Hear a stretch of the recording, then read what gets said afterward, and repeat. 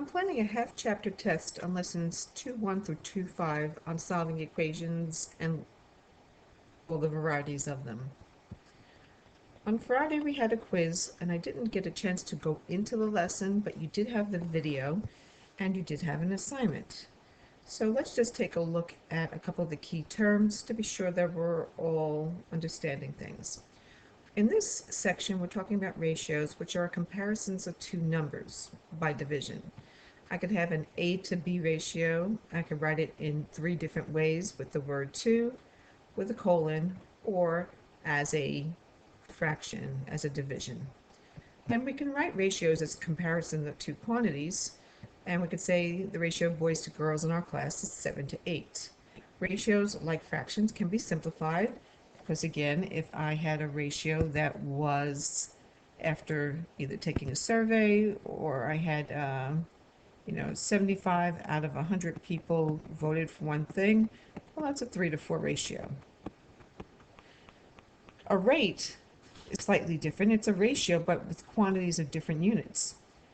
I'm being charged $8.50 for 2 pairs of socks, or I'm traveled 220 miles in 2 hours. Those are comparing different rates, miles to hours, cost per pair. And now a unit rate is something unique because it's a ratio of two different quantities that are in different units with a denominator of 1. So if I had $8.50 for 2 pairs of socks, what would it cost for just one? I'd divide by 2. Again, a ratio is a comparison by division. If I traveled 220 miles in 2 hours, about how far did I go in an hour? About 60 miles per hour. So again, rates and unit rates compare different types of units. We then talked a little bit about conversion factors in the assignment. Conversion factors help you to change a value in one measurement unit to a value in a different measurement unit. And there are a lot of common ones that we talk about. We have our inches to feet and our yards to feet and our pounds per inches. And here's a short list of some of those common factors, conversion factors that we talk about on a day-to-day basis. We use them when we're baking, we use them when we're measuring, when we're comparing time. Knowing how to get from one unit to another, and even in the metric system, looking at centimeters to millimeters, meters to centimeters, and so on. A lot of times, especially in science and chemistry, you do a lot of conversions. And then knowing that we're in the United States, such an advanced country, uses both the metric and the traditional or customary units of measure, but yet we're not fluent, like we're not fully in one system or the other. You buy a gallon of milk, but a 2-liter bottle of soda. Again, a little bit of a mix in measurements.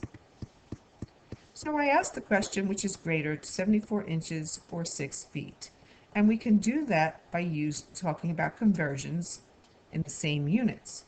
We can't compare until we have them in the same type of measurement unit. So we look at that conversion factor, which is a ratio of two equivalent measures in different units, and it's used to do conversions.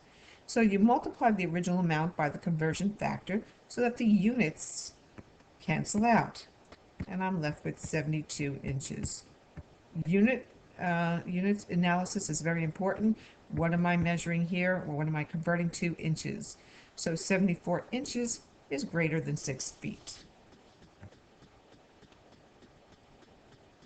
And some simple conversion measures. Again, I'm going from hours to minutes. The number gets larger, okay, because there are 60 minutes in 1 hour, knowing those simple things. So you multiply by that unit or divide by that unit depending on what they're asking. If I have 45 feet, how many yards in that? Well, there are 3 feet in a yard.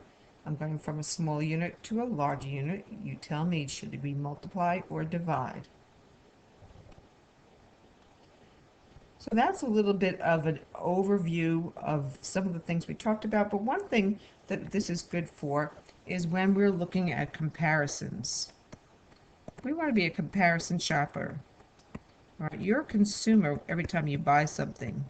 Well, we want to look at those unit rates unit prices so that we know if we're getting a good deal. And we're going to be doing some problems with that as well, where we talk about um, how many ounces per pound and comparing different products to see which is the better price. That's another strong application to these conversions that are very useful in everyday life. So we'll look at some more examples on this, and then we'll move on to a special type of ratios, to ratios that are equivalent, which are called a proportion.